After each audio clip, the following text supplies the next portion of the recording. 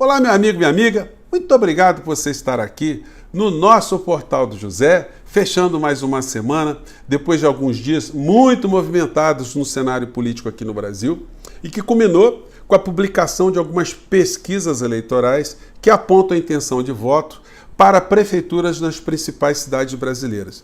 Isso tem suscitado uma série de reflexões, de debates, de análises e também de preocupações sobre para onde é que esse processo está caminhando.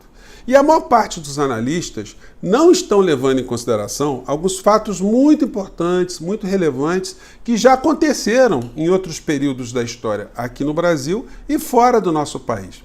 Ninguém pode dizer que há surpresas num processo eleitoral do surgimento de uma figura que aparece ali como o franco atirador, aquele que é considerado uma espécie de outsider, o cara que está fora de tudo, né? Aparece ali para lutar contra o sistema.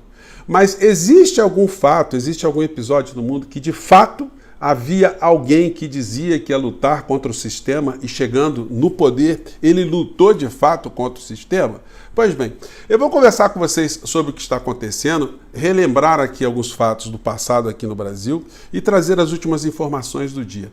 Antes de mais nada, é sempre muito importante convidar você que ainda não conhece o nosso portal, está chegando agora, para que, em primeiro lugar, você se inscreva aqui conosco e conheça também os nossos outros vídeos. Se você gostar, compartilhe, recomende. Dê sempre seu joinha, seu comentário, porque aqui no nosso portal são muito importantes. E, se puder, se inscreva também no nosso clube de membros.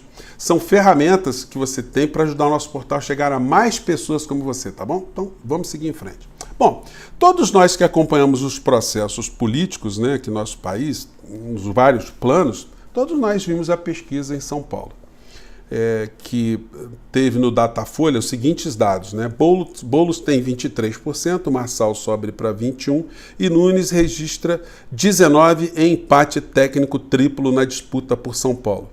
Como eu disse para vocês agora, né, não existe para a pessoa que analisa os processos políticos de um modo geral a alegação que é surpreendente aparecer um Pablo Marçal da vida no processo. Não, porque em sociedades onde há uma despolitização, um desalento, uma descrença em forças políticas, em personagens políticos, quando as pessoas não acreditam mais que é através da política que você muda a realidade, pessoas que se apegam na religião como o último bastião para mudar as suas vidas, pessoas que não acreditam mais que o homem seja capaz de fazer alguma coisa positiva, enfim, em sociedades onde você tem grandes bolhas de pessoas que estão nesse tipo de desencanto, desalento, no pessimismo, quando aparece o vigarista, existem várias formas desse vigarista conquistar a confiança dessas pessoas.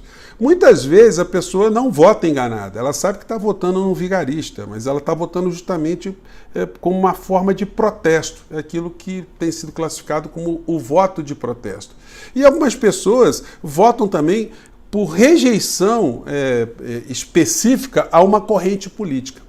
As pessoas têm uma raiva muito grande de uma corrente política e votam em qualquer coisa que se apresente como uma oposição àquela força política.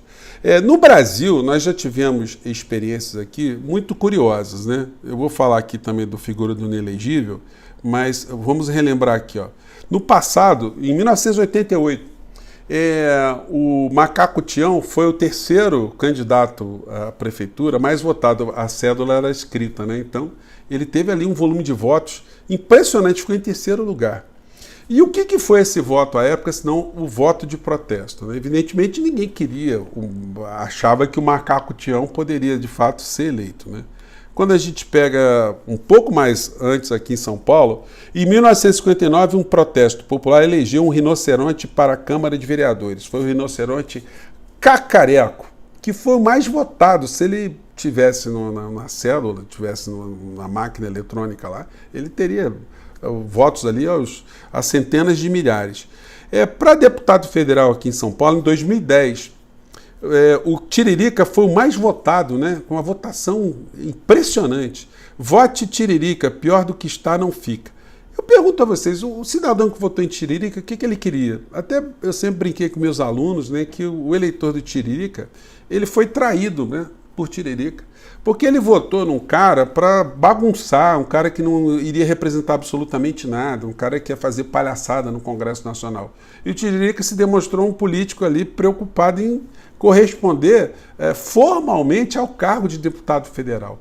Então isso surpreendeu muitas pessoas, ele tinha assiduidade, ele frequentava, participava das comissões, enfim. Então ele traiu esse eleitor desencantado, o eleitor que queria bagunçar, enfim. A figura do Bolsonaro aqui no Brasil foi também colocada, né, foi incensada muito por esse sentimento de rejeição de uma parcela da sociedade brasileira. À esquerda, ao PT, a figura de Lula, isso é um fato, e muitas pessoas se identificaram com a figura do inelegível, com as coisas piores da alma humana que ele carregava. Aqui na Argentina, gente, aconteceu um processo muito parecido.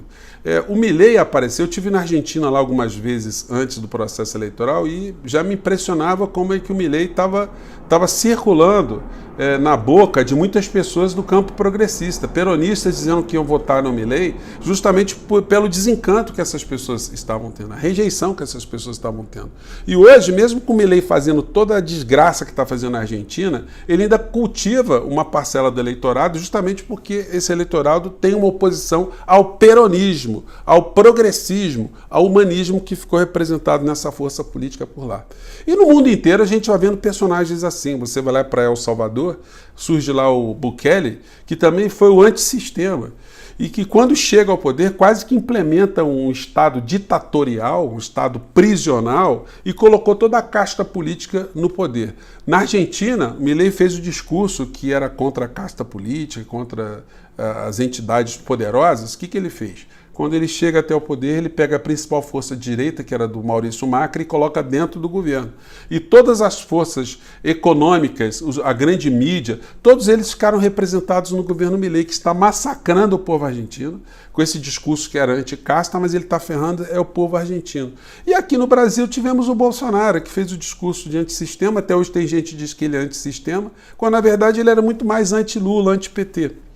E quando ele chega até o poder, o que ele faz? Ele coloca como uma espinha central, espinha dorsal do governo dele, a figura que representava todos os interesses mais nefastos contra o povo brasileiro, que era a figura do Paulo Guedes ali, representando os grandes grupos econômicos e midiáticos aqui no nosso país.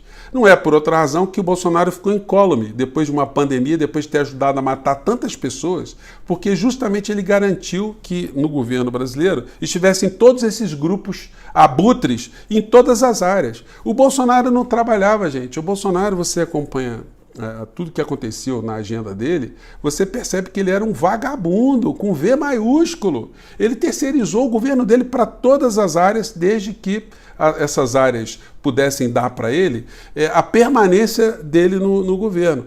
Ele loteou o Estado brasileiro para os grupos mais nocivos, desde as Forças Armadas, dentro das igrejas, enfim, de religiões, dentro do agronegócio, das polícias. O que ele pôde colocar de pior, de podre dentro do governo, ele colocou. Isso garantiu a ele essa longevidade e garante a ele hoje algum tipo de proteção. Surge Pablo Marçal e isso cria uma cisânia no controle dessa gente toda, porque ele divide, né? Ele parece que não está querendo se submeter a esse controle da extrema-direita sobre qualquer personagem na política brasileira. Então, quando ele se apresenta, ele pega uma parcela dessas pessoas desencantadas, desiludidas e que não são necessariamente bolsonaristas, que votaram em Bolsonaro como oposição à esquerda, em oposição a Guilherme Boulos, nesse momento, ou a tudo que representa o pensamento progressista. Então essas pessoas não estão ligando para Bolsonaro, elas querem votar no que for mais anti-esquerda.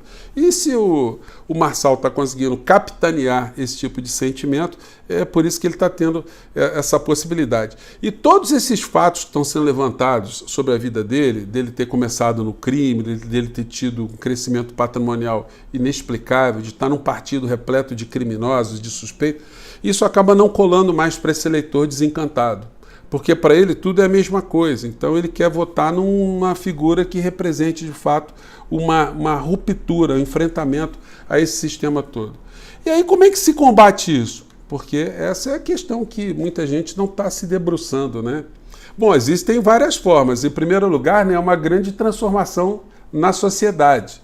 Uma sociedade politizada, esclarecida, consciente do papel da política, de que a política é a ferramenta de transformação da realidade nessa sociedade, enfim, é um processo longo.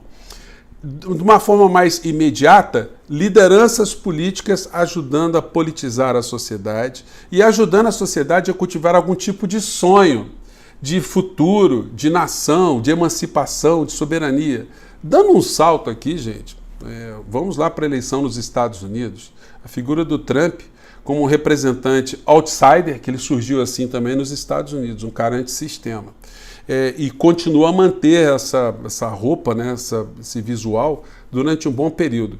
Essa figura foi dinamitada nas últimas semanas pela aparição meteórica de alguém que estava meio fora do radar, que era a figura de Kamala Harris, que vem com um discurso propositivo, um discurso de união, um discurso de sonho, um discurso de solidariedade, de preocupação com o próximo. Embora nós saibamos que no plano internacional, o governo norte-americano continuará com as mesmas pautas, com nuances muito tênues, né, de uma mudança de comportamento da política externa dos Estados Unidos.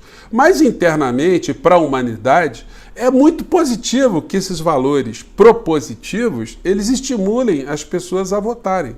Aqui no Brasil, eu tenho criticado, tenho apontado bastante, que a não participação do presidente da República nos debates permanentes aqui no Brasil, indo para as redes, indo em programas, falando o que está acontecendo, isso tudo provoca também que os candidatos alinhados com a esquerda aqui no Brasil fiquem meio sem discurso, fiquem cada um defendendo aquilo que entendeu que foi uma coisa importante no governo Lula. Com quase 2 anos de governo, 1 ano e meio, vamos ser justos aqui, né?